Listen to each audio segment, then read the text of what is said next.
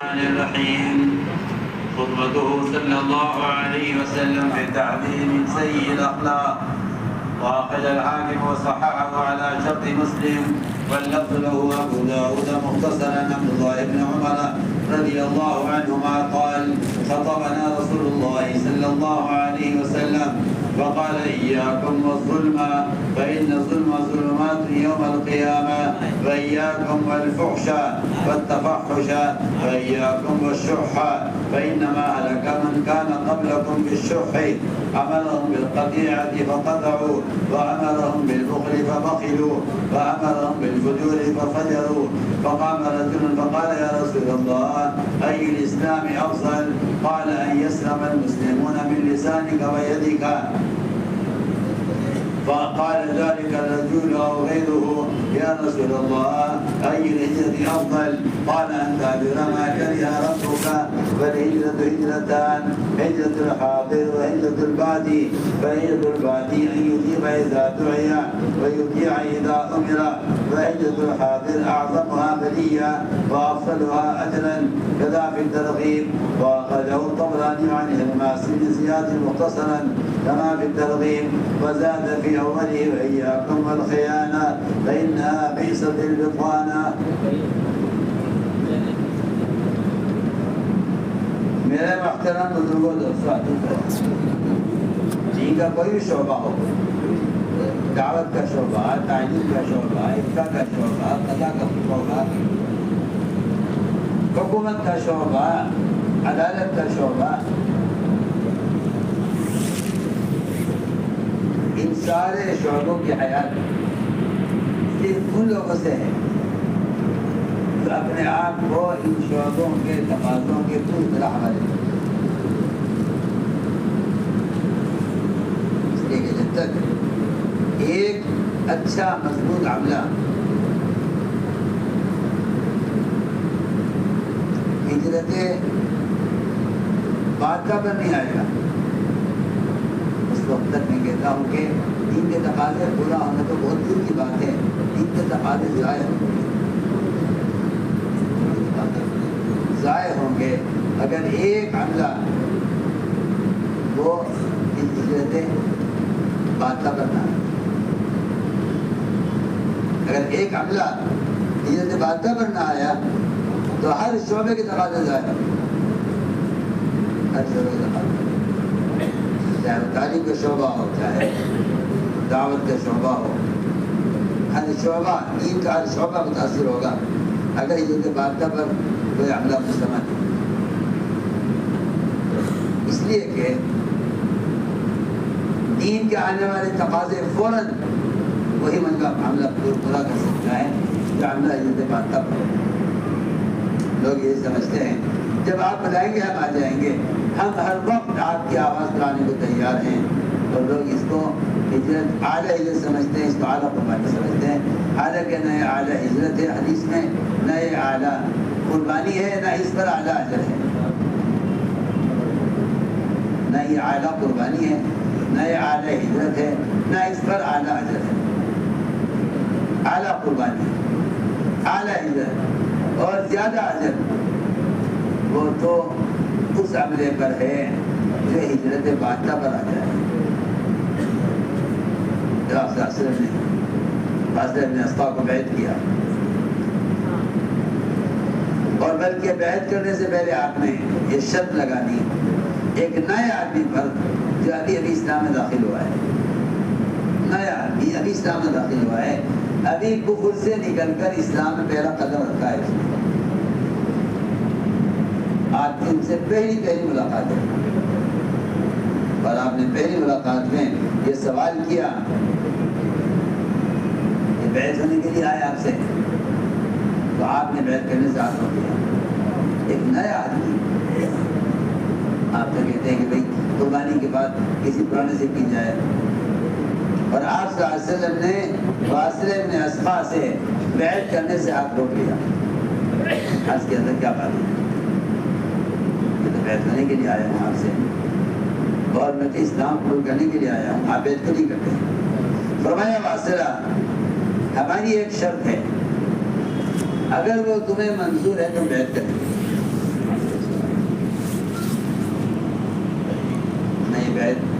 اسلام پر ہو رہی، نہ یہ جملہ فرائض کے لیے ہے، نہ یہ جملہ نماز روزہ حج زکوٰۃ کے لیے ہے. کس نے؟ آپ غور تو کریں. آپ ایک پہلی ملاقات ایک شخص سے ہو رہی ہے جو ابھی کفر سے نکل کر اسلام میں آیا ہے، آپ سے پہلی ملاقات ہو رہی ہے. اور آپ رسول فرما رہے ہیں کہ ہم بیعت کریں گے شرط پر. کیا شرط ہے؟ فرمائے واصلہ ایک نئے آدمی سے بات ہو رہی ہے. اے واصلہ ہمارے بعد حالات بدلیں گے، دوسروں کو تم سے آگے بڑھایا جائے گا، تمہیں پیچھے ہٹایا جائے گا اور ناگواریاں پیش آئیں گی، اختلافات پیش آئیں گے. ایک نئے آدمی سے بات ہو رہی ہے کہ تم اس بات کا اگر عہد کرتے ہو کہ تم کام پر جمے رہو گے تو تم آپ کو بیعت کرتے. آپ سے چیز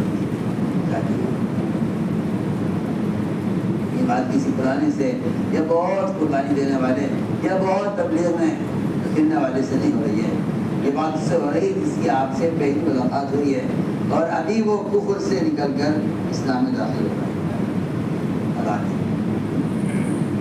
یہ واصلہ بتاؤ کیا کرو گے؟ تم یہ چاہتے ہو کہ اسلام قبول کر کے دین سیکھ کے جاؤ اپنے گھر کہ اللہ مجھے معاف فرمائے.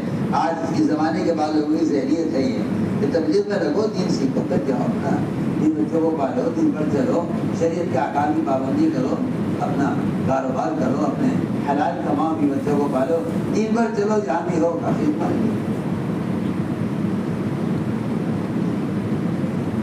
وسلم ایک نئے آدمی سے فرما رہے ہیں.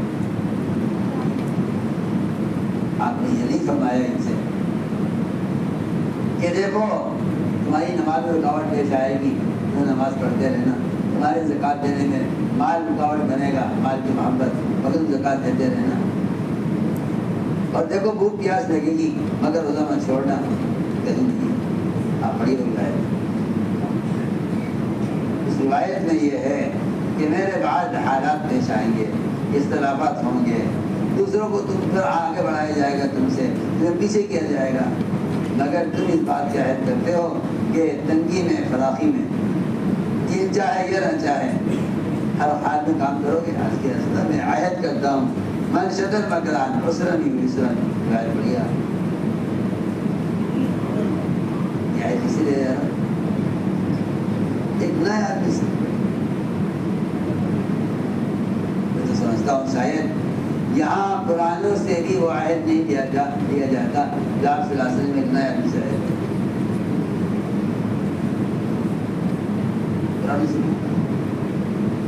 قرآنوں سے بھی عہد نہیں دیا جاتا کہ یار ہو گئے. اسے دکھایا جاتا ہے بھائی جب کوئی تقاضا آئے گا تو بلا لیں گے،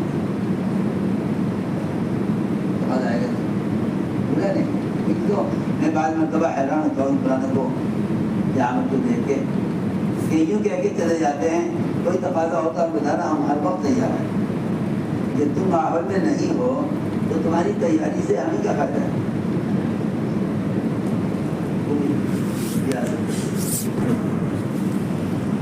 تمہارے یہاں تیاری یہ ہے کہ میرے پاس پیسہ ہے، ٹکٹ ہے، ویزے کی سہولت ہے، اللہ نے مان دیا ہے، میں ہر روز جانے کو تیار ہوں. اور میرے نزدیک ہے کوئی چیز نہیں جو تقاضے یہاں پیش آئے ہیں آج ان تقاضوں سے واقف نہیں ہیں، اس ملک کے حالات سے واقف نہیں ہیں، تو آپ اگر بلانے پر آ جائیں اور وہاں چلے جائیں تو آپ کیا کریں گے؟ جب آپ اس ملک کے حالات سے خالی ذہن ہیں آپ کیا کریں گے؟ میں آج کل زور کہہ رہا ہوں آپ کو درست ہو. میں یہ کہہ رہا ہوں کہ عالمی سطح کے تقاضے وہ عملہ پورا کر سکتا ہے جو زیادہ سے زیادہ امور کے آنے کی جگہ پر رہے. مجھے خبر ہے وہ کسی ملک میں پہنچ جائے گا، کرے گا کیا جائے گا؟ پہنچ جائے گا کسی ملک تو جائے گا کسی ملک میں بیان کر کے آ جائے گا، اس سے خبر ہی نہیں آگے ملک کیا ہے. وہ سمجھیں گے کسی ملک کا اجتماع اٹینڈ کرنے کے لیے بھیجا جا رہا ہے.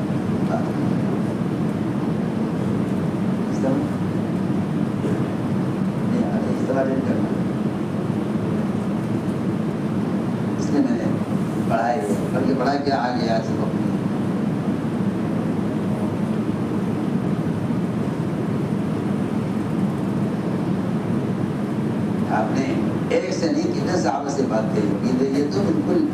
اسحاق تو نئے آدمی ہیں.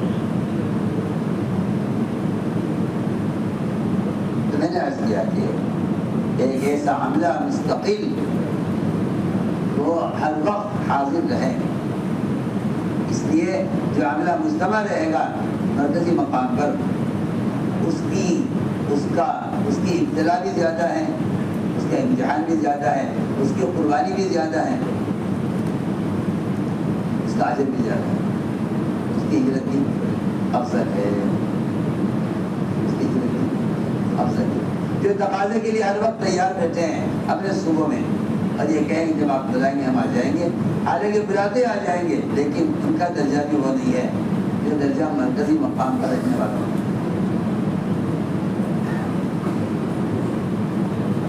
تو چلے گئے آ گئے. انہیں سارے امور سے پوری طرح باخبر نہیں ہے. امور سے باخبر وہ لوگ ہوتے ہیں جو مستقل مجتمع رہتے ہیں مرکزی مقام پر. اگر عملہ مرکزی مقام پر مجتمع نہیں ہے تو پھر یہ عملہ امور سے بے خبر رہے گا. تو یہ تھا آپ سے بیان ہے امت کو ڈرانا برے اخلاق سے. آپ نے کو ڈرایا ہے برے اخلاق سے. حضرت رضی اللہ عنہ کہ ہمارا درمیان خطبہ دیا حضور اکرم صلی اللہ علیہ وسلم نے فرمایا ہے لوگوں اپنے آپ کو ظلم سے بچاؤ, اپنے آپ کو ظلم سے بچاؤ.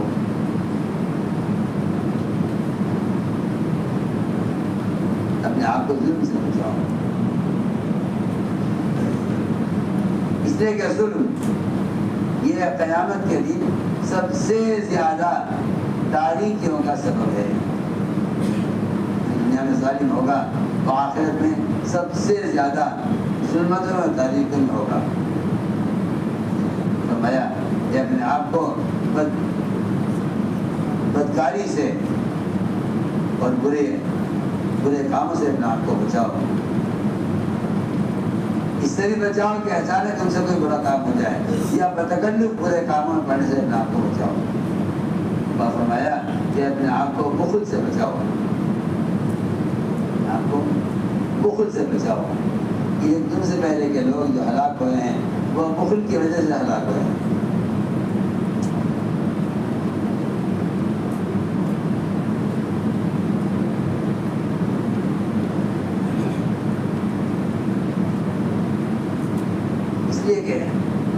غالباً عبدالرحمن بن عوف رضی اللہ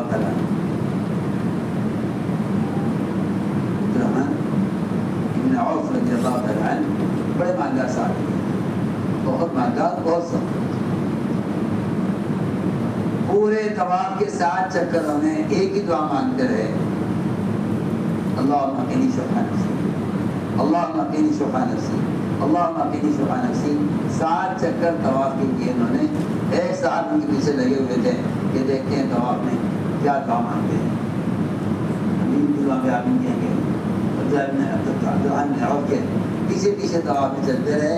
پورے 7 چکر میں انہوں نے ایک ہی دعا کی, صرف اللہم قنی شح نفسی. 7 چکر پورے ہو گئے تو ان صاحب نے کہا اے عبدالرحمن تم ایسی دعا پر رکھتے رہے پورے طواف میں, اور کچھ مانگ لیتے اس کے علاوہ, یہ بھی کوئی ایسی مانگنے کی چیز تھی. تو فرمانے لگے کہ ساری بدکاریوں کا اور سارے برے کاموں کا اور سارے حقوق کے پامال کرنے کا اور سارے گناہوں کا جو سب سے بنیادی سبب ہے وہ بخل.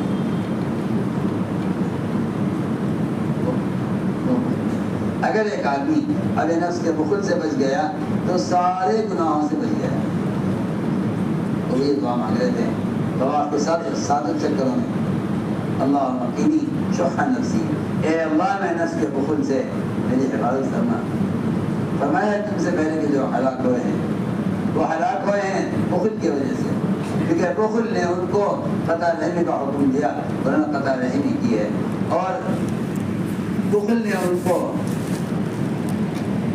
مال کی محبت نے ان کو بخل کا حکم دیا، انہیں بخل کیا ہے، اور اس بخل نے ان کو اللہ کے احکام کے توڑنے کا حکم دیا، جو اللہ کے احکام توڑے ہیں۔ ایک آدمی نے کہا رسول اللہ، اسلام میں سب سے افضل اسلام کیا ہے؟ کون سا ایسے اسلام کا افضل ہے؟ آپ نے فرمایا کہ تیری زبان اور تیرے ہاتھ سے مسلمان محفوظ رہیں، یہ سب سے افضل اسلام ہے۔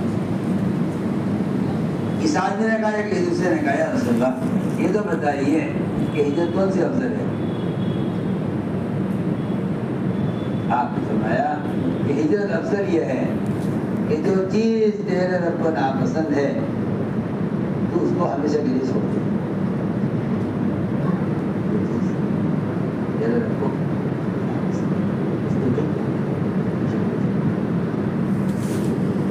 جو چیز تیرے رب کو ناپسند ہے تو اس کو ہمیشہ کے لیے چھوڑ دے۔ ظاہر بات ہے کہ اللہ تعالیٰ کو کفار کی کوئی چیز پسند نہیں ہے۔ مسلمان کافروں کی جس چیز کو بھی پسند کرے گا وہ اللہ کو ناپسند کرے گا۔ مسلمان کافر کی جس چیز کو پسند کرے گا وہ اللہ کو ناپسند کرے گا۔ اس لیے فرمایا کہ ہجرت کیا ہے؟ کہ ہجرت یہ ہے کہ جو چیز جو رب کو ناپسند ہے اس کو چھوڑ دے۔ پہلے فرمایا کہ ہجرت دو قسم کی ہے۔ ایک ہجرت تو یہ ہے کہ تم اپنا وطن چھوڑ کر مرکزی مقام پر رہو۔ ہجرت تو یہ ہے اپنا وطن چھوڑ کر مرکزی مقام پر رہو۔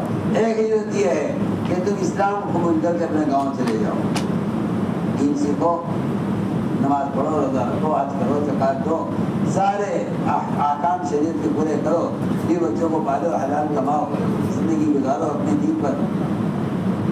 یہ تو بڑی ادنا ہجرت ہے، یہ تو ادنا ہجرت ہے، اور وہ بھی وہ نہیں جو اسی دنیا میں پھنس کر رہ جائے۔ یہ ادنا ہجرت اس کے لیے ہے جو بلانے پر آ جائے۔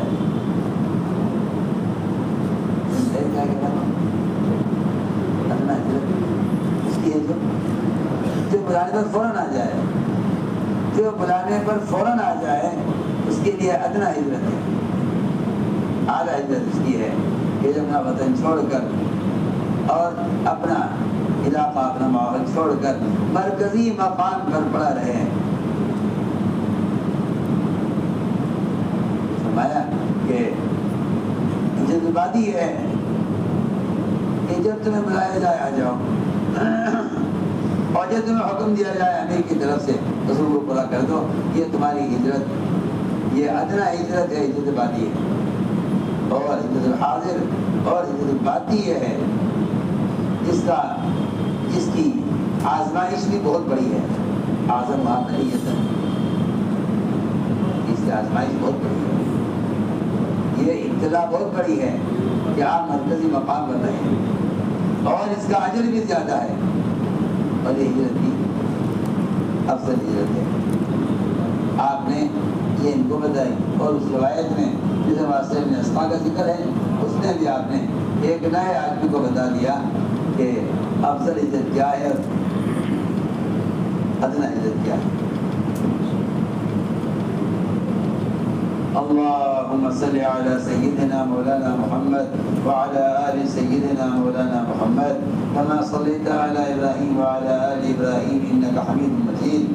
ربنا ظلمنا أنفسنا وإن لم تغفر لنا وترحمنا لنكونن من الخاسرين. اللهم إنا نستغفرك ونتوب إليك. اللهم إنا نستغفرك ونتوب إليك. اللهم إنا نستغفرك ونتوب إليك. ربنا آتنا في الدنيا حسنة وفي الآخرة حسنة وقنا عذاب النار. سبحان ربك رب العزة عما يصفون وسلام على المرسلين والحمد لله.